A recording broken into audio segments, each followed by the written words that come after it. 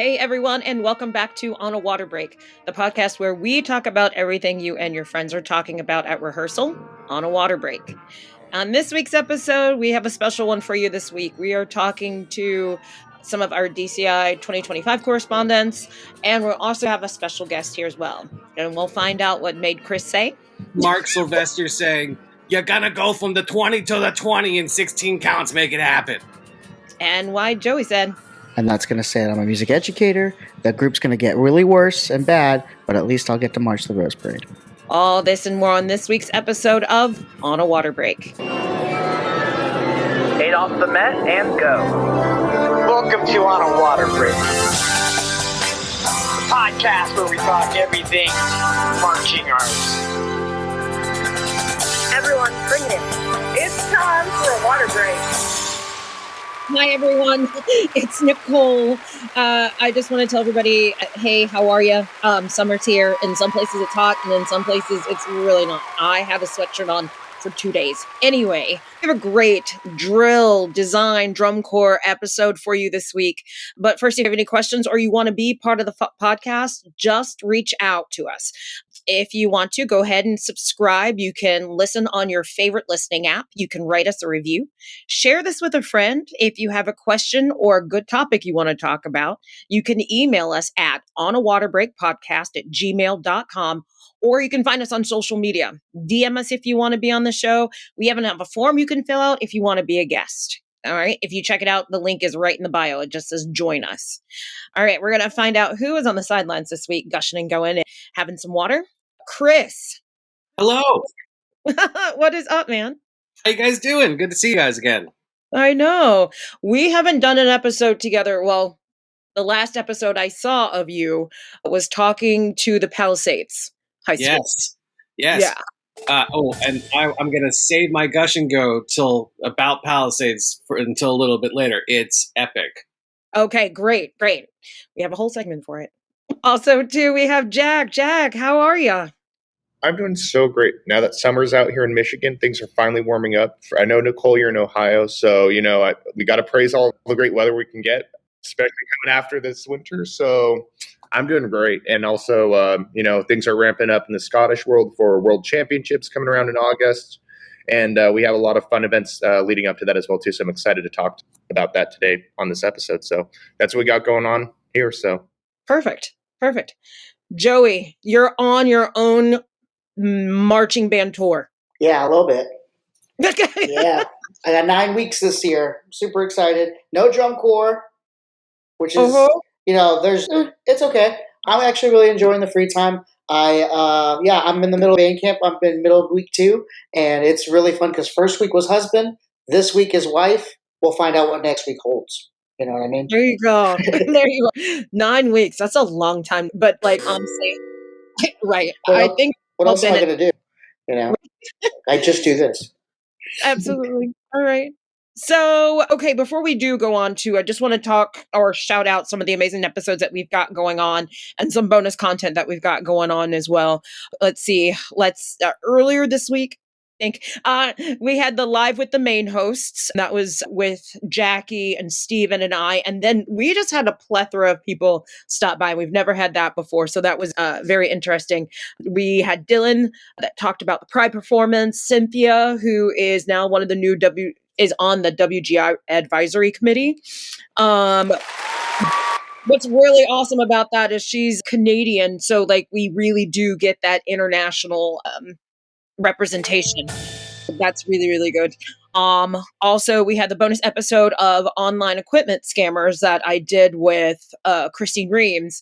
So that is very informative. Find out how to protect yourself, even if you're trying to save money, because that's really going to help you out later.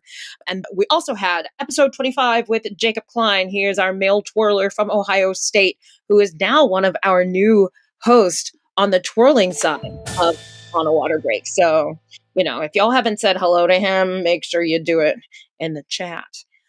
But today, we have a very special guest joining us on the sidelines this week. Please welcome Marc Whitlock.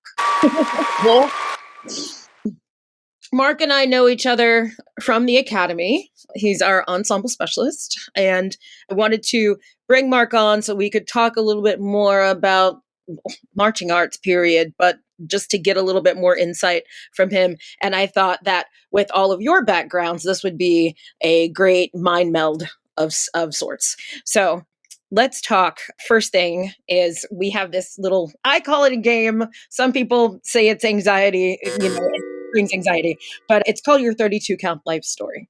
So what we do is we give you 32 counts on the Met. You tell us your whole life story from birth to today. And, we all have fun with it. So what we'll do is you'll hear the Met, you'll have 8 counts and you're in. Are you good, Mark?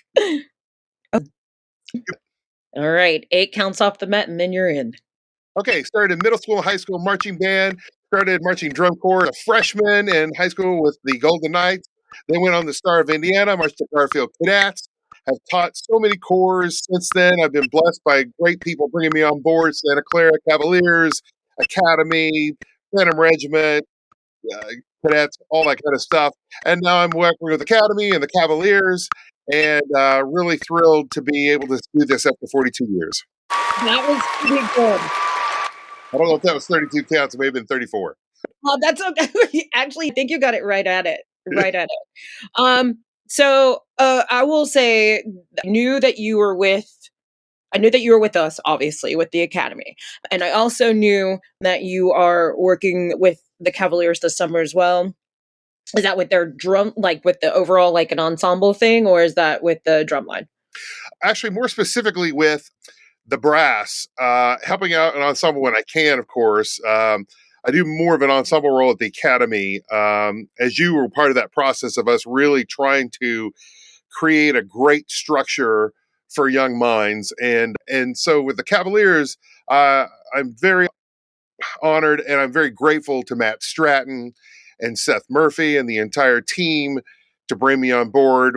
I've been blessed in my life to teach a lot of wonderful people like Chris and Matt and some other people. And now that I'm, I don't know, in the twilight of my marching arts career, perhaps they're bringing me on board, and I love being able to help out those students who are now taking the reins and moving our activity in a phenomenal direction as high school teachers, as professors in college, and drum corps. And I'm happy to give back to the activity as much as I can. And those people who I love to work with and help out, I was once their teacher and they were once my student. But the point is we all know that's not a one-way street. And when you're a student, you think it is. They teach, I learn. That's my job. And students don't realize how much they teach us. And people like Chris and people like Matt Stratton and Seth Murphy and Matt Harloff and all these wonderful people out there doing incredible things. I've been blessed to learn from them and teach them way back in the day. So, Mark, you play so many roles in each one of these groups. I'm wondering, so how do you compartmentalize each different role when you go from group to group? Can you talk about that? Because I know that's probably like a crazy juggling act that you have to do. It kind of is, but it's also what I like about the groups I work with is we all have our main lane, of course, but none of us are defined by our title or role. If I say, hey, I'm here to help out with the brass, and there might be perhaps a design or an ensemble thing that needs a little tweaking, I know I can give my 2 cents to the people in charge of that caption, and they're going to check it out. I like that about our activity. It's compared to the old days when I was in 80s and 90s, it's very much a much more collaborative environment. But it's also, Jackson, to your question, it's like judging. I've been judging a long time, especially high school marching bands on national circuits, WGI, a little bit of DCI. And so you have to compartmentalize. So I'm on music analysis, or I am on general effect music, or you have to make sure that those other criteria don't creep in. So when you go from corps to corps or band to band, as Joey's doing with bands, and all that stuff, you go from band to band, you have a certain role or a certain reason they're bringing you in. And I think the judging has really helped me to be able to understand which hat I'm wearing at what time with what group. So true. So true. That's it. I got a question. So you've worked with all these groups. You've had this. We're talking about your tenure within the activity and your footprints that you've left, maybe the impressions that you've left. We've got a lot of young designers that kind of watch our podcast. Do you have any singular advice for somebody that's looking to make a life out of this activity? Sure. If you're a designer, I know when I was young and I was writing, so I got my start writing and designing actually when I was the assistant band director at Marion Catholic High School back in the 90s up to early 2000s. And Greg Bim, who is a Hall of Famer in so many ways, he was one of those few, along with Ken Schnook, who were writing the music and writing the drill. So when I went in there, I had to learn a lot because after it was like my fourth or fifth year there, one of the percussion people were leaving and they were writing the book and who'd been there a while. And Greg's like, "Hey, you're writing the book." I'm like, "Oh, okay. Oh, great. All right." So, you just dive in. And so what I wanted to do, of course, I'm going to make a name for myself. I'm going to write all the choppiest stuff in the world and this and that. And I remember playing, and they could handle it, but it was just terrible because I threw all the music out the press box and I said, "Guys, you're on a break." So I learned that don't write licks, don't write chops, write music and be part, whether you're brass, woodwinds, percussion, be part of the fabric of the musical landscape. There's times where you're going to be the focus, but the rest of it needs to be supportive and music. Tom Hannum was one of the best at that, without a doubt. I learned from the Jim Casella, people like that. Thank you. That's dope. Yeah. All right, Mark, you and I have known each other for a very long time. We had the great opportunity working together at Plymouth Canton back in the day, which was a phenomenal opportunity for me, being so young, coming into the activity. But the one question that I have been wanting to ask you forever. Now, most people may not know this, but if you watch the 1987 Garfield Cadets playing that famous Appalachian Spring, in the closer, when they do the dissolving company front and then it comes back together, there's this lone contra player that is going from the 20-yard line all the way over to the other 20-yard line. And that is, of course, the esteemed Mr. Whitlock.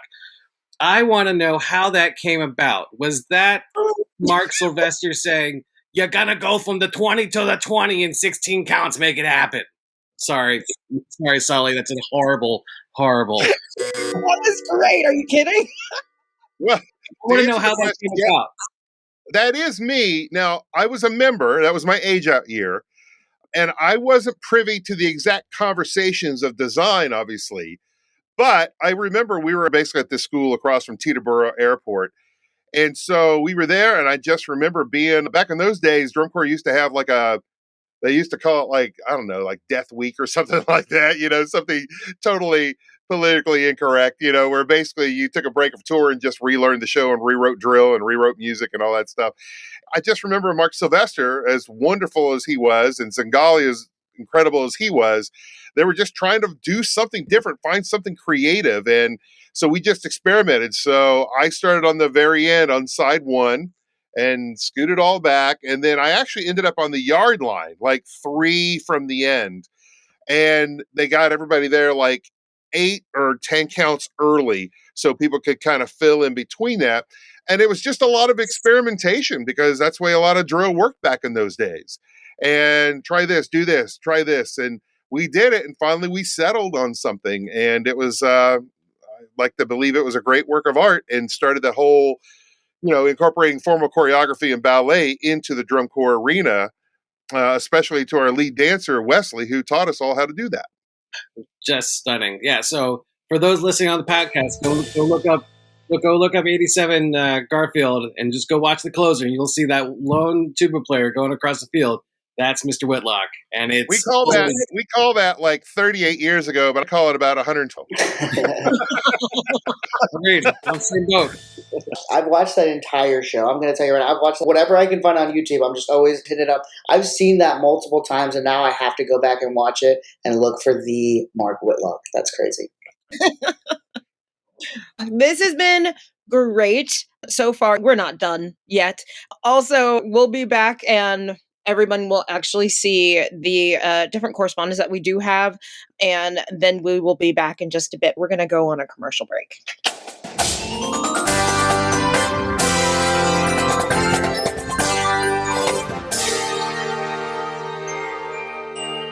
Celebrating its 25th anniversary, Guard Closet was founded as a consignment shop in 2000. Since then, it has grown to become your one-stop shop for the marching arts. Do you need consignment uniforms and flags for your color guard, marching band, or drumline? We have thousands of sets of consignments in stock and ready to ship. Do you need show design and custom choreography?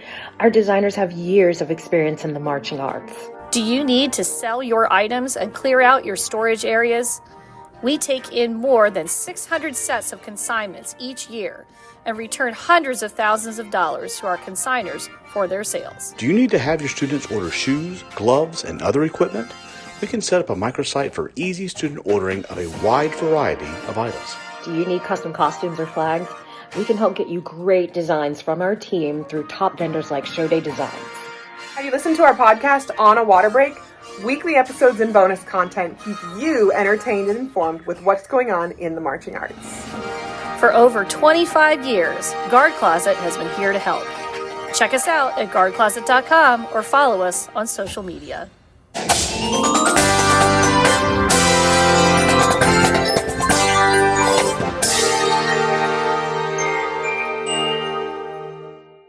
And we are back. Now, let's see what's happening in the news this week.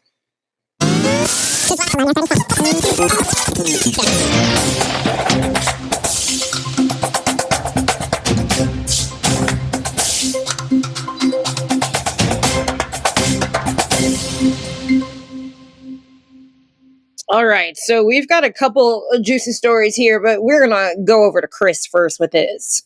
Yes. So we all know past couple years that there's been the marching band, the band director parade band. They've done the Rose Parade. They did the Macy's Parade, and they are coming back for 2026 for the Rose Parade out here in SoCal. And super exciting. I know a bunch of colleagues out here, of band directors out here that I judge with that have participated in the band director Rose Parade Band, including the great Josh Boyd out at Orange Vista High School in Moreno Valley. Hey, buddy. And this year they have a new director, the former director of the Ohio State University Marching Band, Mr. John Waters.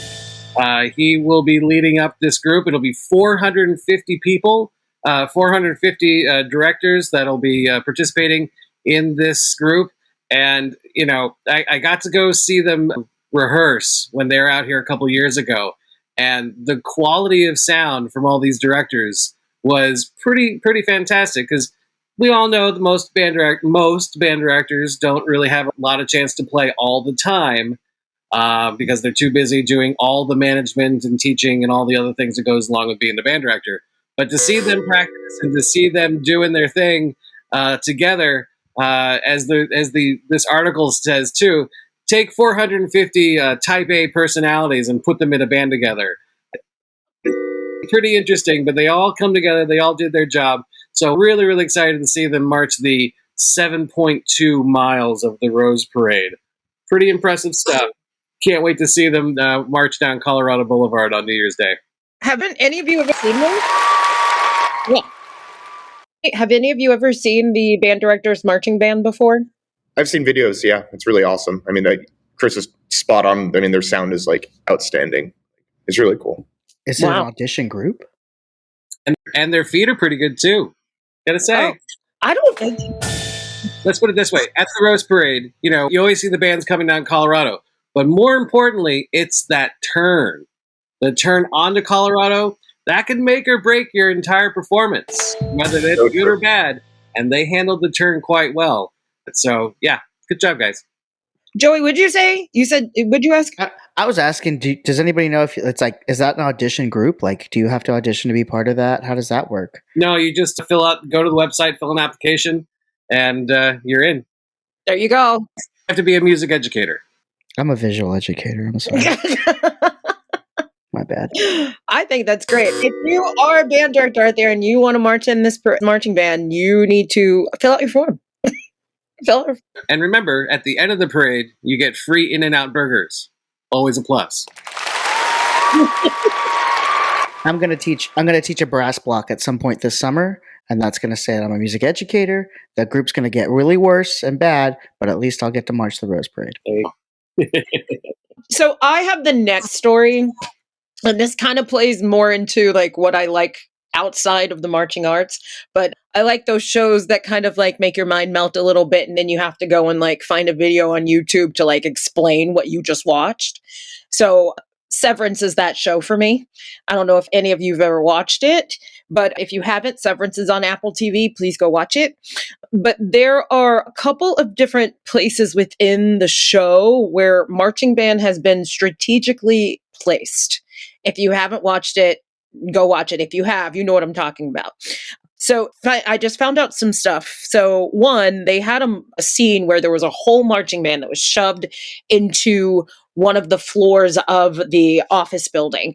Turns out, I think that was Jackson State. And just to go a little bit further into that, Mr. Melchick, I think that's how they say that name. He actually used to be in an HBCU style marching band. And I think it was, I can't really find it right now, but he used to be in one. And that makes sense because of the way he stood up and the way he was able to use the mace and everything in front of them. Yeah, Jackson, you understand what I mean? So I was like, you can't just learn that. He doesn't watch a video and just says, okay, I can do, you got to know. And then Helly R., who actually plays one of the other characters in the show, she was a trumpet player in marching band, went on Jimmy Fallon and played the Severance theme show music on her little pocket cornet. So just a couple of things. I like to cross medias anytime that you're on an episode of mine. I like to cross medias as much as I possibly can. Do any of you watch Severance? Oh, yeah. I watched the whole thing. I absolutely loved it.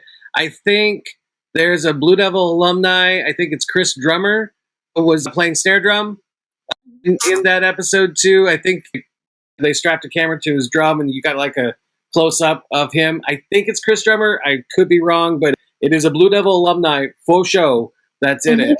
And that marching band killed it. It was so good. Also, just shout out to the HBCU drum majors because every time I see them perform, I mean, it's a freaking workout. It is a freaking workout, and they sell it every time. Jeff's kiss on that, but yeah, no. Makes my knees hurt, but it's totally part of the workout. So anyway, it's cool to see that representation too. I mean, I love that they decided to have that be front and center in the show too. So I mean, it's just awesome. Yeah. Well, who's got our next story? All right, I do.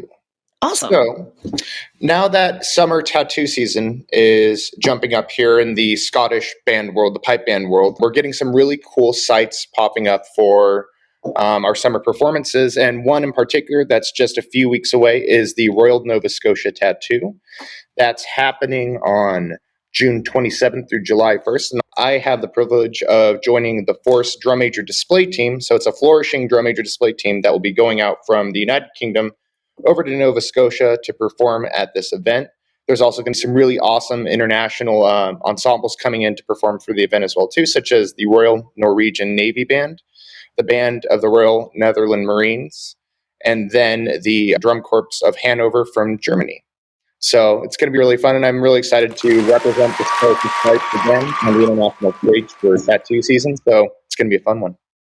So you're part of a group that's going to be performing there? Yeah. So funny enough that we have like 2 or 3 world champions that are going to be in this flourishing display team. So it's going to be really awesome just from an educational standpoint to be able to interact and have face-to-face time with these previous champions. So, it's going to be awesome. And we have actually a really, really fun set lined up for music. I don't want to give too much away, but I'll make sure to share some videos with the on a Water Break podcast. We can get that out there as well too. But I mean, it's just the tattoo experience is just so good because you go in there, no one, and then you walk away with lifelong friends and close to family, really.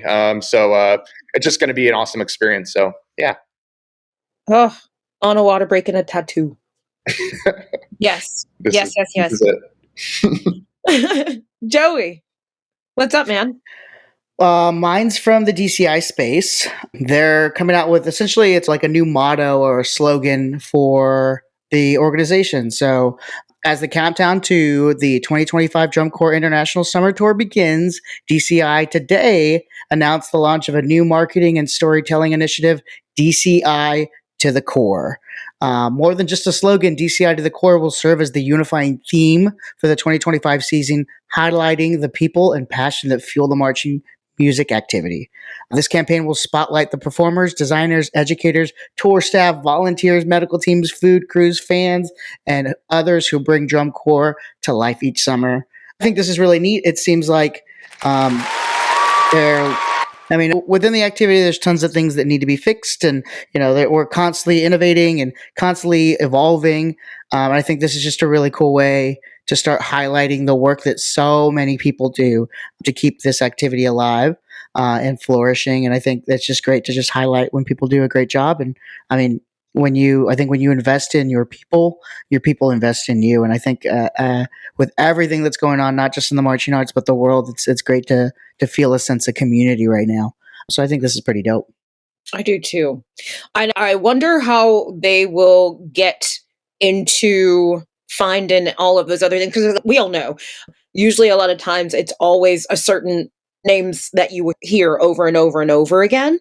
I would love to hear new names and what they do for their respective drum corps, because it takes a village and maybe even a small state to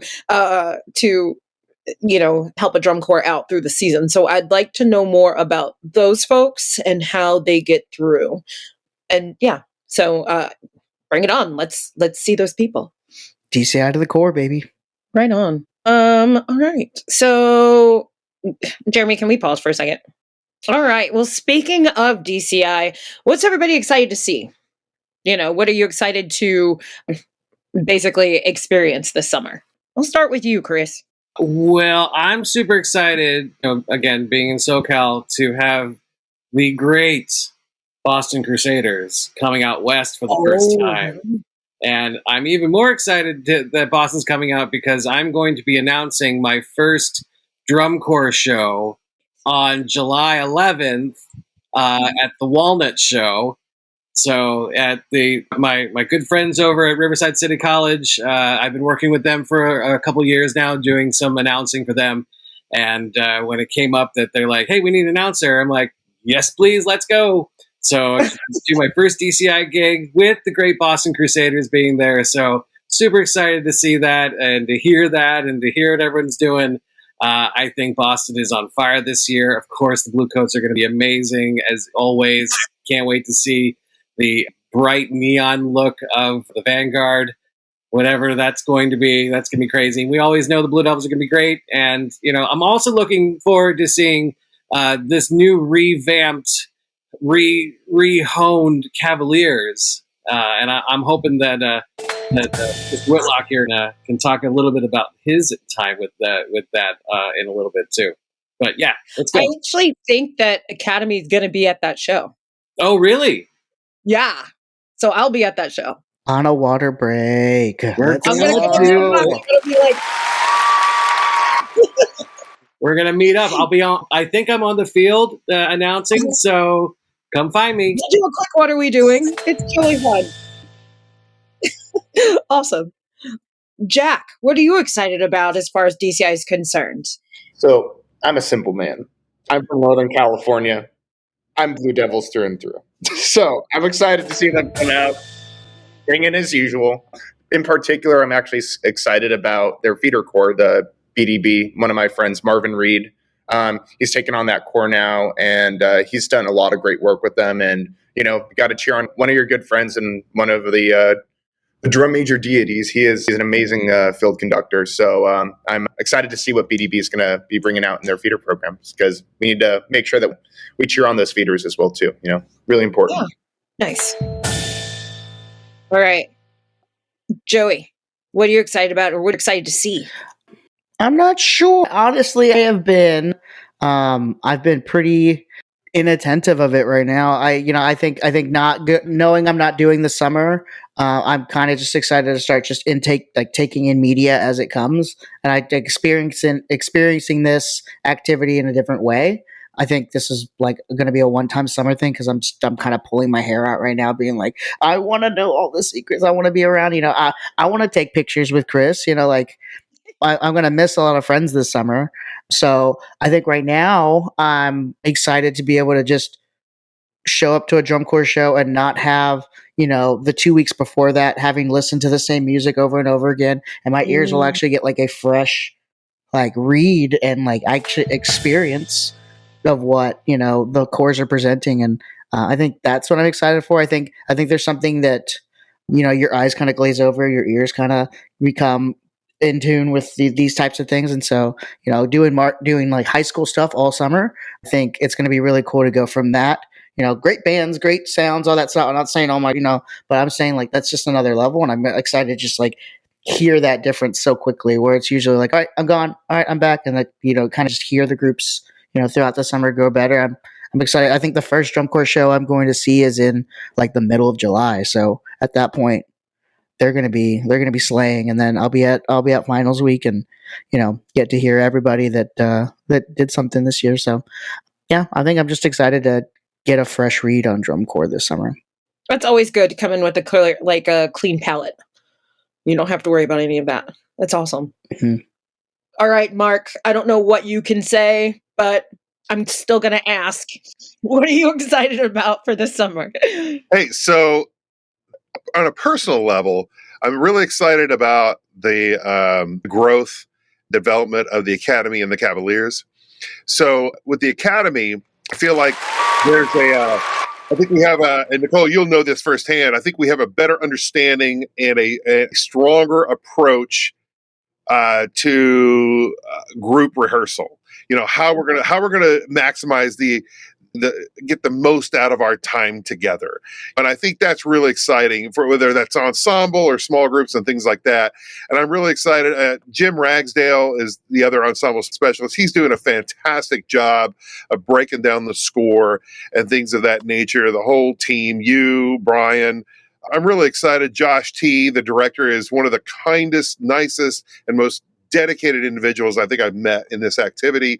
So getting to know them better, working with them on a personal level, and getting the core, all we can ever ask is that we're better than the year before. That's what we always, I don't care if you're in a middle school band room or a top 12 corps. All you can do is ask to be better than the year before. And that doesn't necessarily mean ranking. That just means quality for me.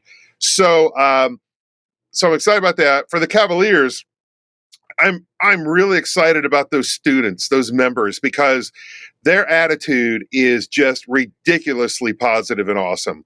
They have brand new staff in so many areas. They have a new marching routine. They have new forms of musical instruction and brass instruction, especially, and then you have consistent things too, where like Tom Ungst is the ensemble coordinator, and he is just a guru at all he does.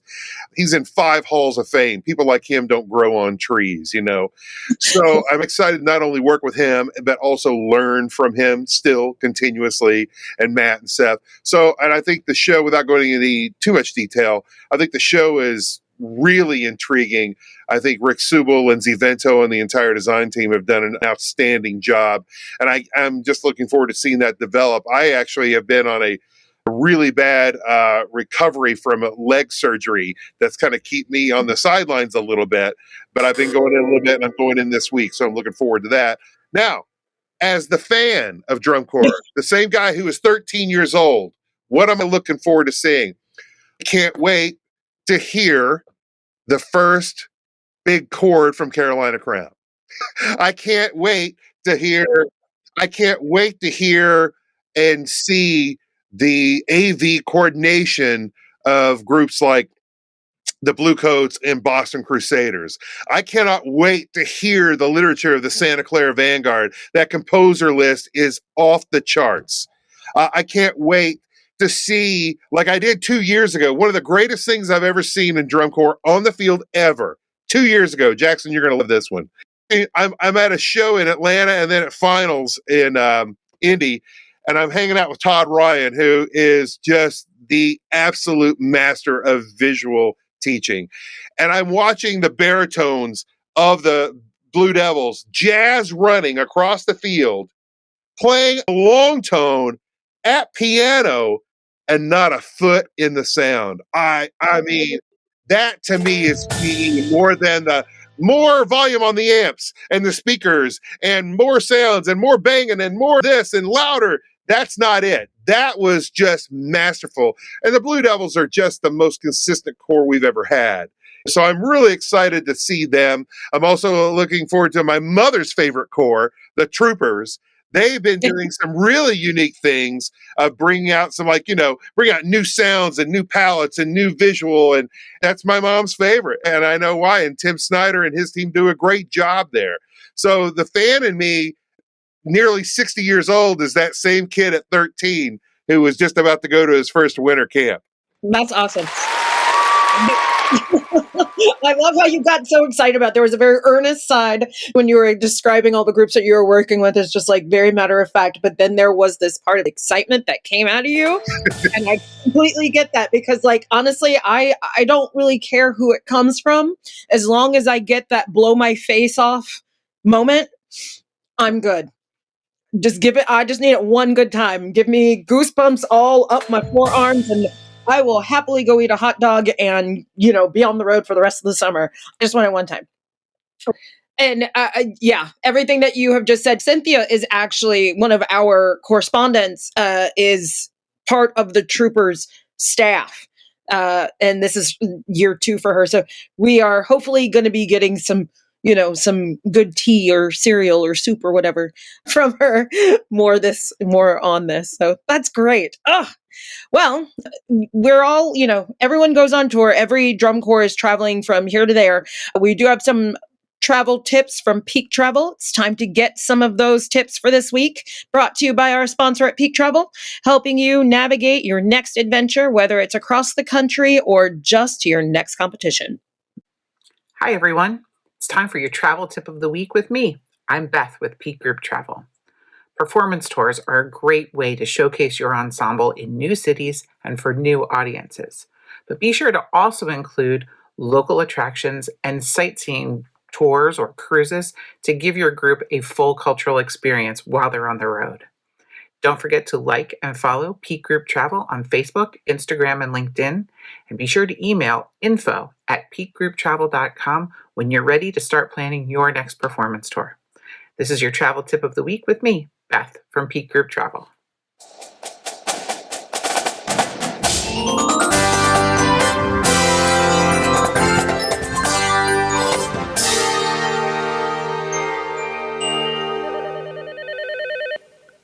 Ready to elevate your travel game? Welcome to Peak Group Travel, the ultimate adventure creators. Whether you're planning an unforgettable class trip, a once-in-a-lifetime parade experience for your marching band, or a choir tour full of memorable performance venues, Peak Group Travel handles it all, so you can focus on making memories. From breathtaking international destinations to amazing adventures right here at home, Peak Group Travel customizes every journey to your vision. We're not just planners, we're your partners for the trip you want for your students. Our online registration portal makes managing your pre-trip experience smooth and convenient. We even collect your payments if you'd like.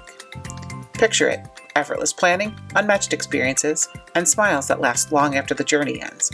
That's the Peak Group Travel difference. And if you choose to partner with Peak on your next tour, and you mention that you heard about us on the On a Water Break podcast, you'll earn a $100 trip credit. Discover why groups everywhere trust Peak Group Travel. Follow us on Facebook, Instagram, and LinkedIn, and be sure to visit peakgrouptravel.com today. You pick the date, and we'll make it great.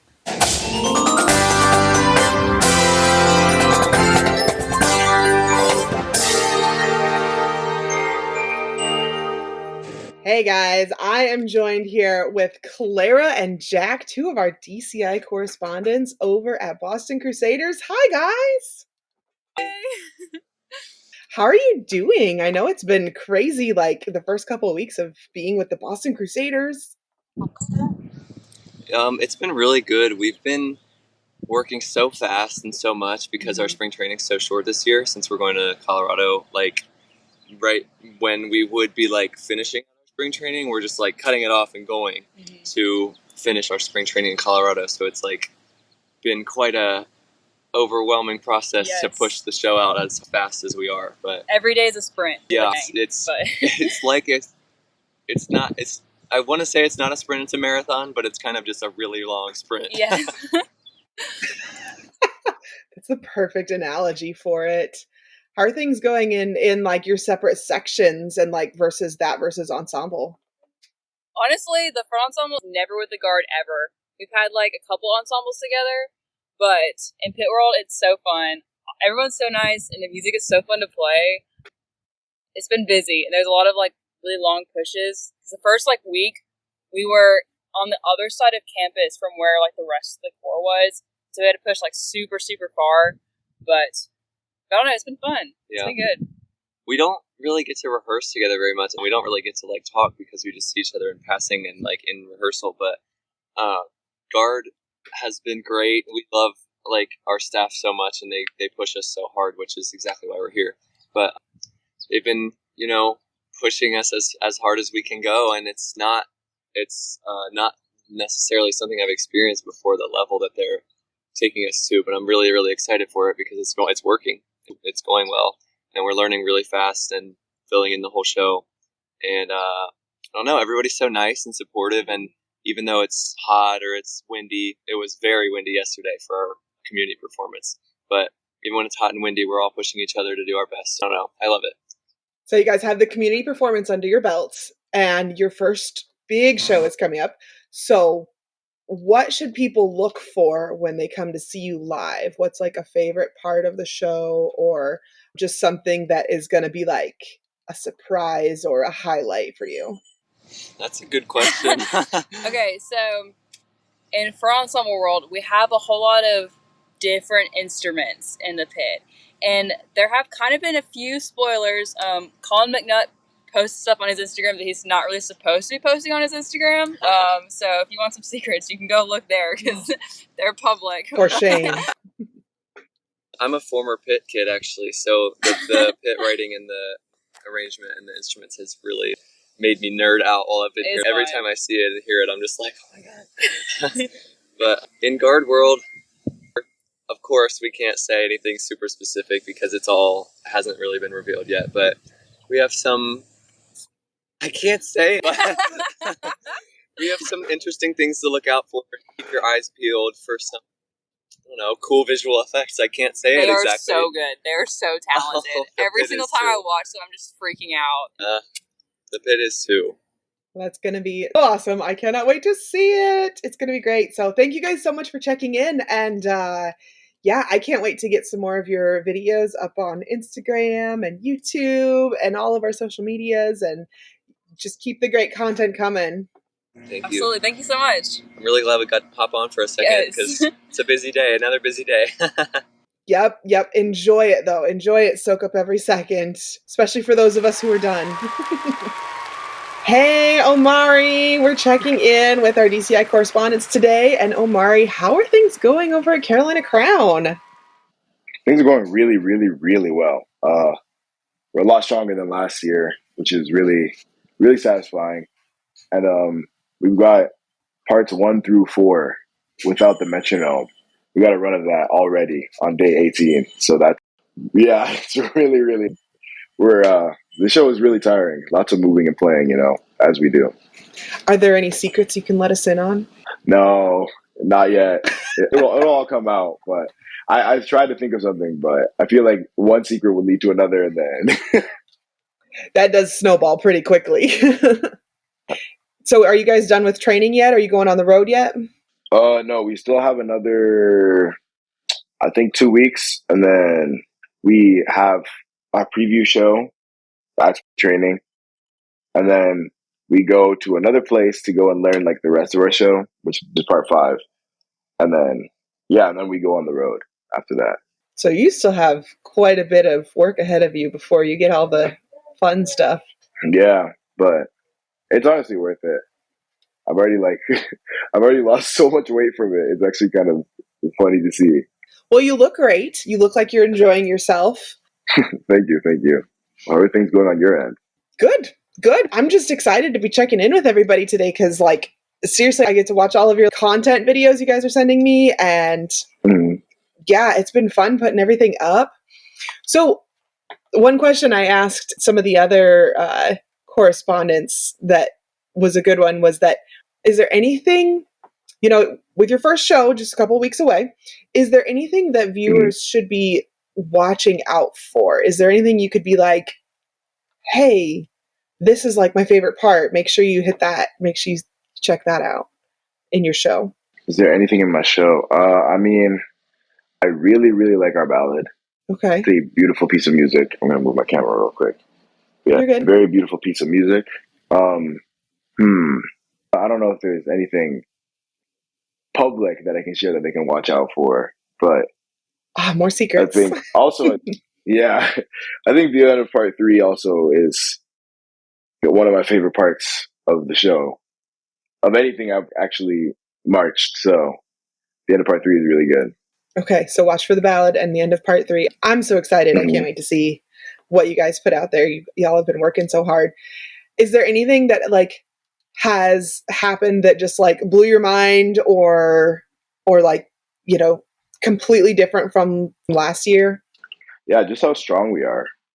It's not like we were weak last year at all, but there's groups like we've been kind of getting a lot, like we've been getting a lot from the staff and like in a good way. But like there was one day we learned 47 pages of drill and like did it in a full run that night. And we're like, oh my gosh, this group has some really good grit, you know. But oh my goodness, something unexpected that has nothing to do with like spring training. Okay, like, we got leaked like 3 times. Yeah, we got leaked like 3 times. One of them was on purpose. One of them was like, you know, people see the flow marching recordings, right? And they're like, yeah, and to just like build some hype about it. And yeah, that was funny because we got the public thought we were actually getting leaked, but our core director said, yeah, go ahead and post those. It's okay. And it's a little bit of our show music. But then there's like, you know, them keyboard warriors that just get a hold of one thing and then spread stuff out. So that happened. And we're quick on it. Those things don't exist anymore. Dang it. Yeah. I don't know if you happened to catch a look, but that is something that caught us off guard for a little bit. I did not, but I'm sure some of our listeners are going to be like, "Ooh, I saw that," and I'm sure this will clear up some of the rumors whether it was a purposeful leak or not, because that's just. Yeah. So do you guys have a free day today? Yeah, actually, I'm delaying my friends for breakfast on purpose, and they actually don't even know what they want to do, but yeah, they woke me up kind of in a rude way by turning on the lights, but we're making it. It's honestly, after doing parts 1 through 4 last night in a full run, I'm just like, yeah, this free day. Necessary. We deserve this free day. Yeah. Well, that's awesome, Omari. Good luck with learning the rest of your show. You're going to be awesome. You don't even need the luck. You've got all the training behind you, so. Yeah, thank you very much. In with you. Yeah, it's good to check in with you as well, Jackie.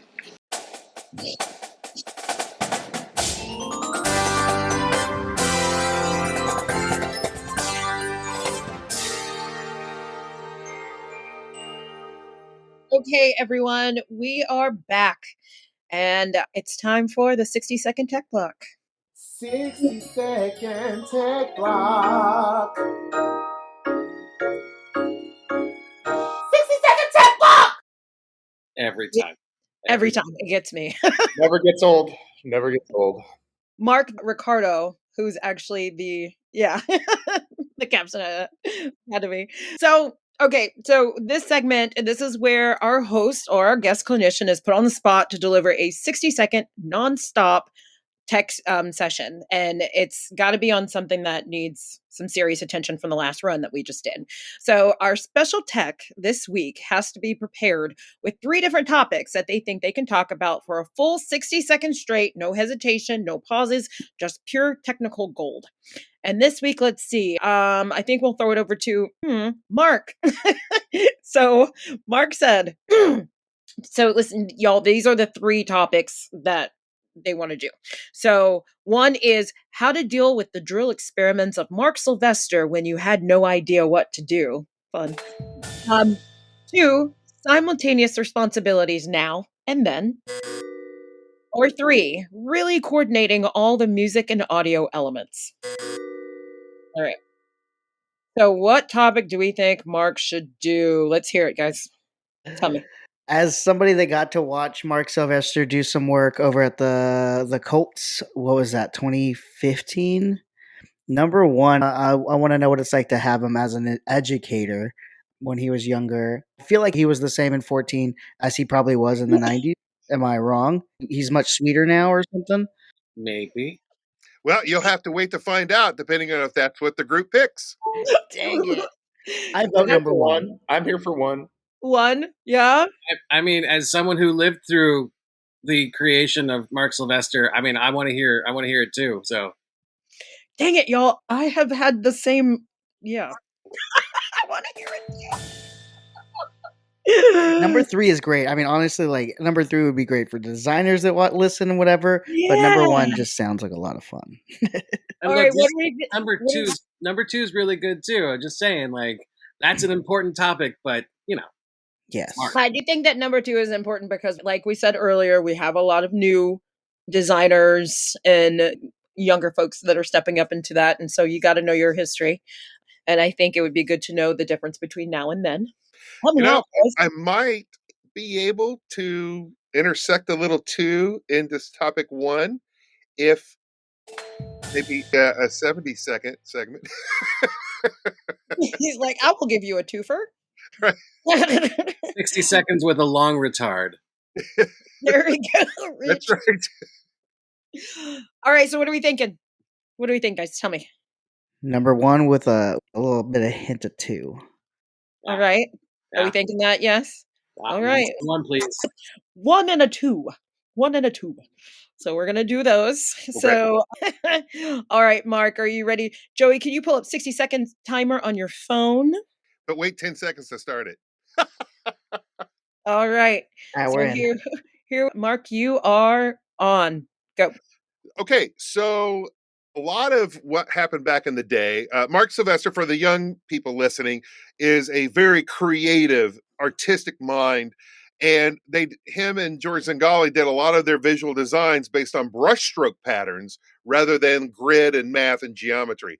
So that being said, there was a lot of experimentation back in the day of how to make certain things happen. So my time at the Cadets back in the Garfield years, I marched Zingali's drill, but Marc had to make it work.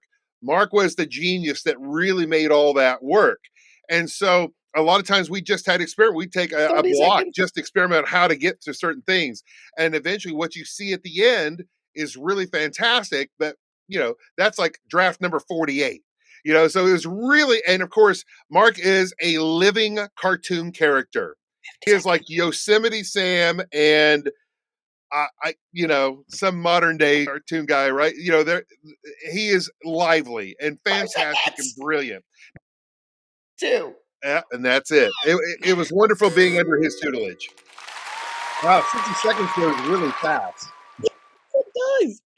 It does. I think there's a lot to be said about that whole, like, oh, what you saw was like the 48th rendition, because that's so true.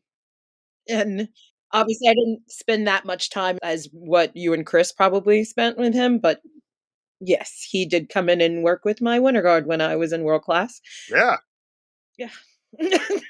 And for 3 Brilliant, years. lively, and absolutely unpredictable in the best of ways. Yes.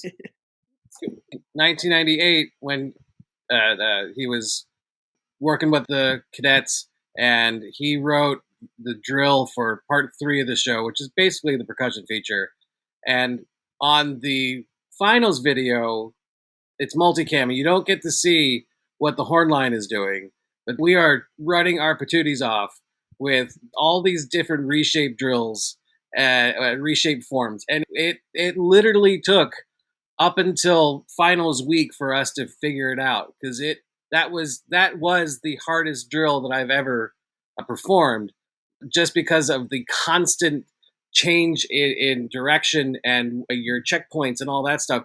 And basically, I think Marc sat down with pad and paper back then, and he just drew a squiggle, next page, Another squiggle. All right, figure it out.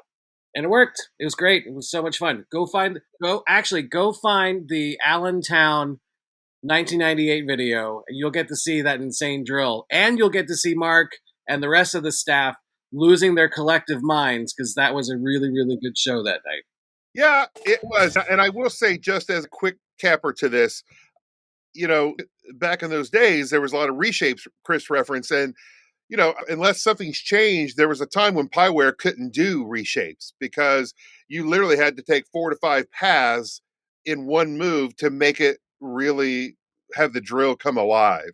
And so, but, I'm really, his influence is more ripples than we can all count. But, I look at people like not just myself or Chris, but I look at John Vanderkoff of the Blue Coats. I look at Leon May at Boston. I look at Jeff Sacktick at Carolina Crown. We all marched under Mark, and they've gone from that style to now being leaders of today's modern style of visual design and staging. So it's really great to see Mark's initial influence still living on through those 3 drill riders and those 3 corps. Right on. Oh, so good. Woo! All right. So that was a great 60-second tech block. Thank you, Mark. We appreciate it. We will take that to heart and take it to the next run. But someone out there just got the tech advice they just needed. Now it is time for everyone's favorite. What are we doing? What are we doing?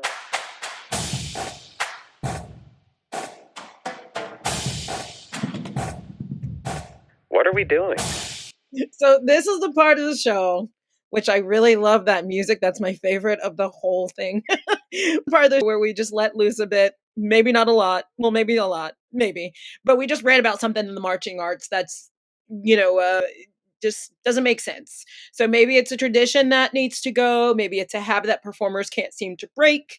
And maybe it's just something that makes you think, why are we doing this? Or why haven't we been doing this? So whatever it is, this is the moment to call it out. And so who's got something they want to get off their chest?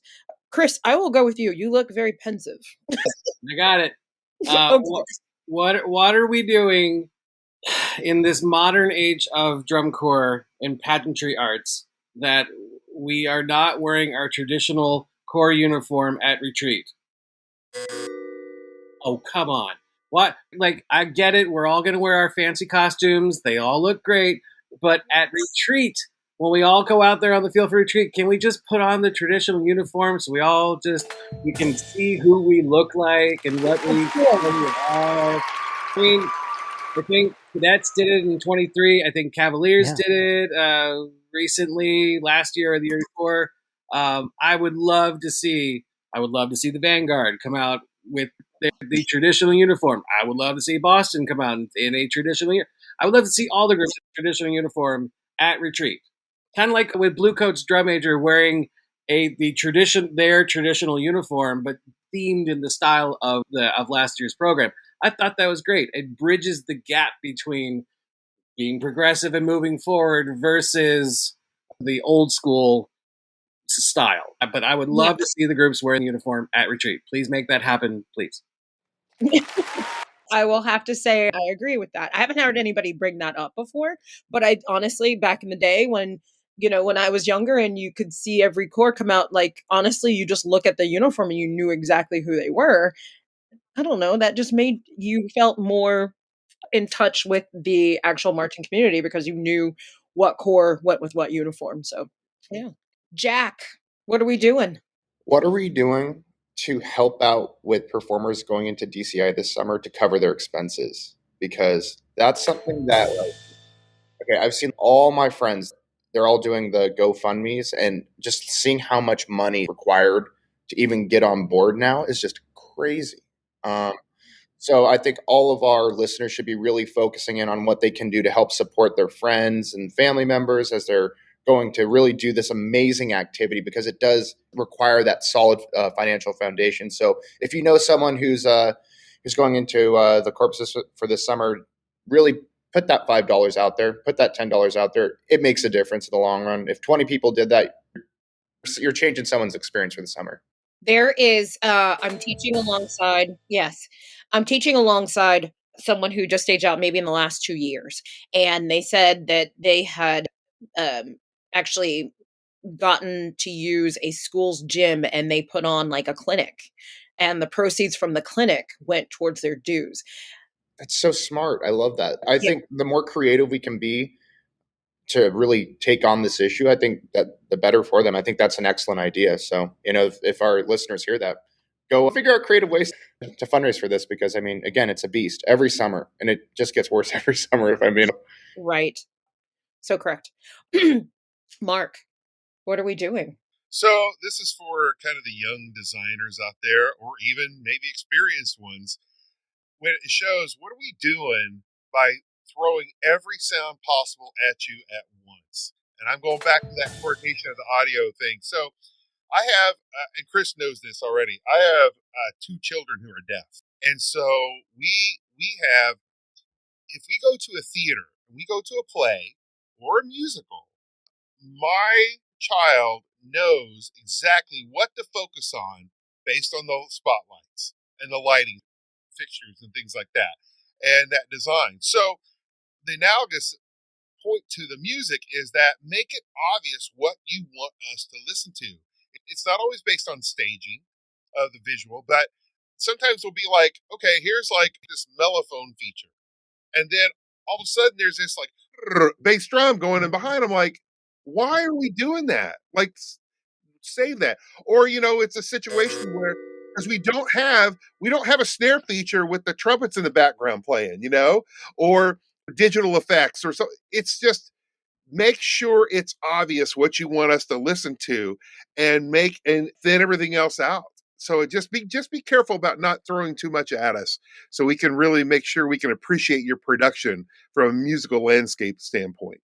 Wait, Mark, so I have a question. What is your take on sort of like sound bites in shows, like non-performance sound effect? I want to hear your perspective on that real quickly. So am a person who loves the past, but I embrace the future. So I'm fine with it. Because to me, it's more of a connection to theater and maybe multimedia productions or TV or whatever you want to call it. So I don't mind it, but it's not the what, it's the where and the when that bothers me sometimes. That's kind of where I'm at with that. Because sometimes people do it just to do it. It doesn't have what's the motivation behind that moment from an audio standpoint? And sometimes it's just that's what they think it should be, but don't realize because they're so married to the product that it takes away from something else that's going on that should be the focus. So, Mark, what I think I'm gathering from this is that you're saying that drum corps should start to have lighting rigs in their shows, right? Anything we can do to add more cost to the members. Yeah, exactly. Jokingly, I'm actually one of those firm believers. We talked about after COVID, like, let's just stay in our region, like old drum corps in the 70s and 80s, stay in our area until like late July, save money, and then bring it all together and knock it out, competitively. But no, no, we don't need all that. Obviously, we're joking around with that. But I do think it's important that the audience knows exactly what it should be listening to and watching. Granted, if you have multiple stages with multiple focus and that's all coordinated audio visual, that's fine. But sometimes you got this is going on here and something's distracting us over here from an audio standpoint. Whether it's, it could be a horn, it could be a drum, it could be an effect, it could be digital, it could be acoustic. It just sometimes it's just, and so hopefully judges are really good about really pointing that out. So hopefully designers will take that to heart, not from the just, oh, I better do this or so I can rank higher. No, do it because we're trying to bring a work of art to the field. I so badly just want that to be a soundbite. Find out, like at the beginning of the show, how you find out why so and so said this. I want straight to Mark being like, we want to add cost to the kit. Like I want that to happen so bad. Okay, what are we doing? Oh my goodness. So I had the pleasure of working with so many teams this winter and designing for the fall. And so I've had tons of these conversations with all these groups of people. And my gush, or not my gush and go, oh my goodness, all my what are we doing is, what are we doing not finding your village? I think I've worked with a couple of staffs and talked with these staffs, and I started to pick out the personalities, and they start talking to this new program coordinator, and they're like, well, so and so does blah blah blah blah blah. Oh, the percussion guy does blah blah blah blah blah, and it's like, okay, well, have we communicate? Like, there seems to be beef, and like, if you don't enjoy it here, like, there's somewhere else to do band. Don't be miserable here. Go find your village or build your village here. Maybe you just aren't creating the right environment for your people to thrive in. So are you really even building something, or are you just sitting in something undeveloped? That's not fun. I want to buy the property. I want to set a foundation. I want to build a beautiful house. That takes a little bit of effort. And I feel like some of the teams, like, I'm loving these last 2 weeks have been so fun. The band staff has been so collaborative, and we've been so hype. And I mean, like, the kids have ended every day with a big woohoo. The staff ends with a go team. And oh my gosh, it's so fun. But when it's like the end of the day and it's like, so how did everybody's block go? And it was like, it was okay. I'll be back tomorrow. It's like, oh, but where's your why? You know what I mean? Remember your why. Yeah, like, why are you here right now? Because the kids are going to get this same vibe. So what are we doing is, what are we doing? Not finding our village. If this isn't the place, go find your place. If this is the place, let's create a safe place for more people of your village. And it's fine. No, it doesn't mean that you're a bad educator. It doesn't mean anything other than, like, these just aren't your people, and that's okay. Go find your people and be happy, and let's all be happy, because there's room at the table for everybody. And I think we forget that, like, it's only my table. No, it's our table, and there's room for you everywhere. That's my what are we doing? Great job, everyone. Set your equipment down. Touch and go. Okay. So this is the part or the segment that we just let things off our chest, and we just let some good news come out. And it doesn't have to be about marching arts. It can be about anything you want. This is your chance to be extremely braggadocious. So let's see. It could be a performance, school success, big life event, whatever you want. No negativity here, just pure, unfiltered hype. So who's got something to gush and go about? I think I'm going to start with Jack this time. Okay. So I mentioned the Nova Scotia tattoo, and I'm just super excited to be able to travel outside of the country again to go on an international performance. I've never been to Canada before, and I know it's like, and now that I'm in Michigan, it's like right there, right? It's only a few hours away, but I couldn't think of a better way to spend my vacation week. So I'm in medical school, for those of you that know, and so we have about a week off every 5 weeks or so. But this week we have 2 weeks off, and magically it just perfectly aligned up with this. So everything kind of built towards that. So I'm really excited to just experience something new, and also meet some amazing spinners from around the Commonwealth. So it'll be really fun. So that's awesome. And Nova Scotia is beautiful. I got it. I was looking at their brochure thing, and they have like the botanic garden, and I'm like, I really want to do that on one of the days that I have off. So it's gonna be really cool. Oh, yay. You have to give us, well, when you come back, we'll do a whole thing. Oh, you should just, you know what I mean? Like, maybe call we should in. Call in. We'll just be like, yeah, we can do on a water break in Nova Scotia. Stay tuned. Stay tuned. Oh, goodness. Let's see. Chris, what are you gushing and going about? All right. So my gush and go is, y'all, we remember just back in January with the crazy wildfires in LA, and a bunch of schools lost their equipment, including Palisades Charter High School. We were able to help them out, get some equipment out there. They put on a show. They put on a drumline show. Their color guard intermixed with another high school, Santa Monica High School, and they had a really good, everyone had a really good time, and they had some success. My gush and go, though, is that the graduating seniors at Palisades Charter High School got to graduate at the Hollywood Bowl. Yeah. Right? Absolutely insane. And they had some Hollywood stars that were there, the graduates of Pally that got to go. Jennifer Coolidge was a guest speaker because she went to Pally. It was just awesome. But they got to go graduate at the bowl, and it was such a cool experience. It was all over our local news. It was just really, really neat. So go Pally. Really proud of you guys, and looking forward. Oh, and they're having school in an old mall. while their school's being rebuilt, they're having the classes, when school's in session, at an old mall, to like a Sears and all that. Yeah. That's interesting. I wonder if they served hot dogs at graduation. It would be great. Oh, I want a hot dog. So bad. Oh gosh, crack myself up. Joey, what are you gushing and going about? A couple of things.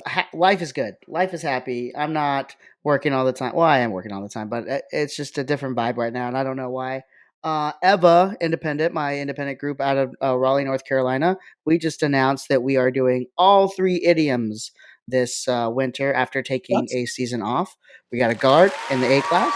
Oh yeah, an A class percussion group, and we're bringing back the open class winds. And so we got some good money. We've had tons of time to plan.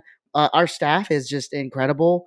And if you want to be a part of the team, I just say, just send me an email, inbox Eva. And I mean, we'll take all people. I mean, we got people out in the California area that are going to be chiming in. I mean, like, I'm not ready to announce anything yet because I need all their bios and stuff. But oh my God, like, it's from all over the US. And, I'm just excited for the EVA organization. We're also starting a community band, which will be something really neat here in the Johnston County area of North Carolina. That's going to be amazing.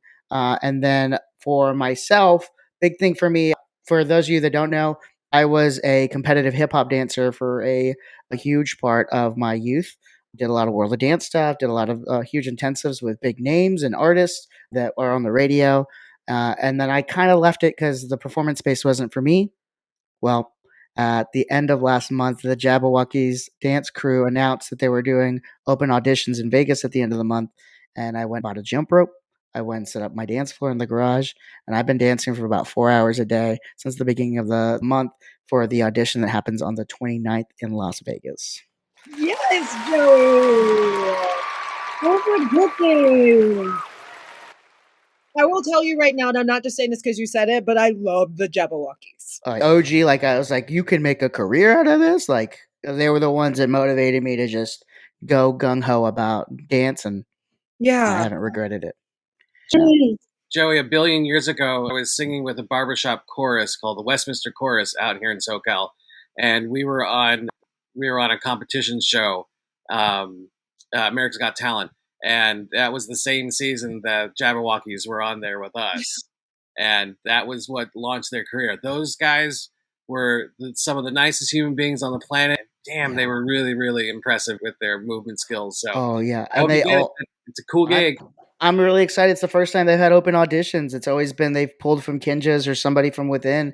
I'm so excited.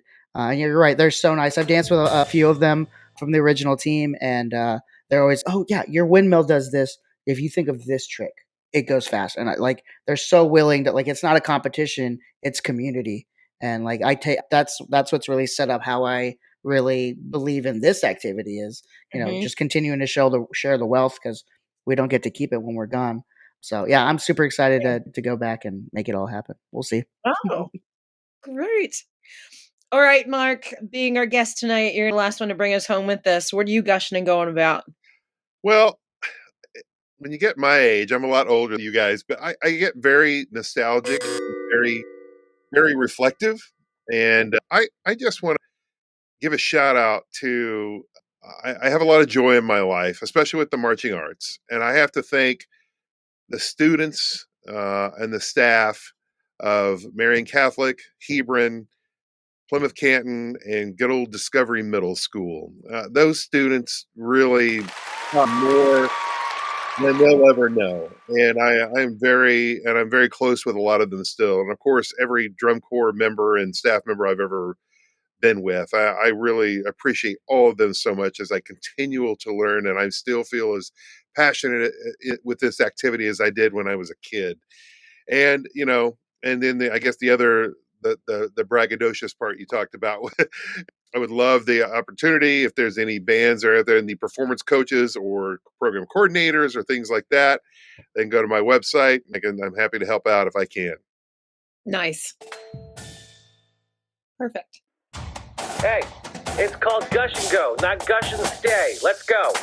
Ugh, anytime that I can sit and talk with people, like talk shop, and everyone can chime a good day. So I do want to thank everyone for a great rehearsal this week. A special thanks to Chris, Jack, Joey. I know I don't get you all on at the same time, and I'm in the color guard realm and you're all in different realms, but like I like to mix my people as much as I possibly can. So thank you so much. Also, thank you so much, Mark. From the time I met you, I was like, you gotta come on. So we can talk. But thank you for spending time with us today. Where can people find you on your socials? Oh, on the mark.band or Marc Whitlock, Mark with a C, markwhitlock.com. I'm also on Facebook, Marc Whitlock, Instagram, on the Mark Music, TikTok, on the Mark _BOA.WGI.DCA. So those are my social handles. Great. So if you got a question or a good topic, or you want to talk about anything, email us at onawaterbreakpodcast@gmail.com or find us on social media. You can DM us if you want to be on the show, even have a form you can fill out if you want to be a guest. We love having people on the show. So just check that out. The link is in the bio. And just click on join us. Or you can just send us a tape on your phone. Like if you just take out your phone and send a video, you could find yourself on the podcast soon. One more thing, don't forget we have a YouTube channel. So now you can go and subscribe and you can see us all there and see all of our shenanigans. Also, before you close out of your podcast listening app, go subscribe, write us a review, and then share it with a friend. You can follow us on social media at On a Water Break, and we'll see you at the next rehearsal on a water break. Go practice. The On a Water Break podcast was produced by Jeremy Williams and Christine Ream. The intro and outro music was produced by Josh Lyda. To learn more, visit lydamusic.com. And until next time, thanks for tuning in.